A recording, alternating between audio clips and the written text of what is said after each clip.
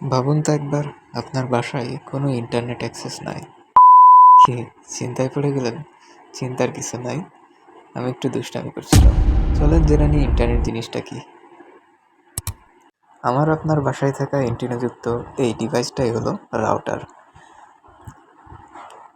এই রাউটারের মাধ্যমে আমরা ইন্টারনেট অ্যাক্সেস পেয়ে থাকি। এখন জানবো এই রাউটার আসলে কিভাবে কাজ করে। রাউটার মূলত আপনাকে ওয়ার্ল্ড ওয়াইড নেটওয়ার্কের সাথে কানেক্টেড করে,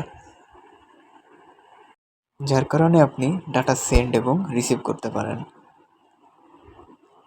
এবং আপনার ডাটাকে সোর্স টু ডেস্টিনেশন পাঠানোর পরে 3-ওয়ে হ্যান্ডশেকিংয়ের মাধ্যমে কাজ সম্পূর্ণ করে।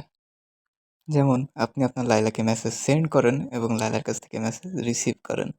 কি ধরে ফেলছি তাই না? ডাটা প্যাকেট সাধারণত এভাবেই ট্রাভেল করে বিটুইন হোস্ট টু ডেস্টিনেশন। এই কাজটা সম্পূর্ণ হয় ইন্টারনেট প্রোটোকলের মাধ্যমে। ইন্টারনেট প্রোটোকলই মূলত ডাটা ট্রান্সফারিংয়ের কাজ করে থাকে। আরও সহজভাবে বললে ইন্টারনেট প্রোটোকল হলো ডাটা ট্রান্সফারিংয়ের জন্য ব্যবহৃত অ্যাড্রেস সিস্টেম, যার মাধ্যমে রাউটার আইডেন্টিফাই করতে পারে সোর্স এবং ডেস্টিনেশন। রাউটারে থাকা এই পোর্টগুলো ইউজ করা হয় ওয়্যার্ড কানেকশনের জন্য। যেমন আপনি আপনার কম্পিউটারে ওয়্যার্ড কানেকশন করেন। চলুন জেনে নেওয়া যাক ওয়াইফাই বা ওয়্যারলেস ফিডেলিটি কী জিনিস।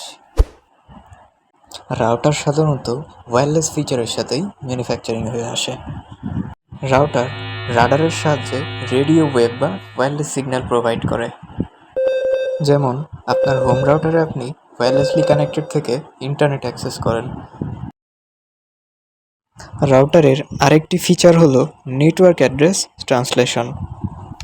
নেট সাধারণত পাবলিক আইপির ন্যায় নেটওয়ার্কে থাকা ডিভাইসগুলোকে ইন্টারনেট অ্যাক্সেস দিয়ে থাকে। আমরা এখন বুঝতে পারলাম রাউটারের প্রধান কাজই হলো ইন্টারনেট অ্যাক্সেস করা। এছাড়াও নেটওয়ার্কের ডাটা ট্রাফিক ম্যানেজমেন্ট করার পাশাপাশি ওয়্যারলেস ক্লায়েন্ট অ্যাক্সেস দেওয়া। এই ধরনের আরও ইন্টারেস্টিং ভিডিও পেতে সাবস্ক্রাইব করুন নেটওয়ার্কার্স ডায়েরি।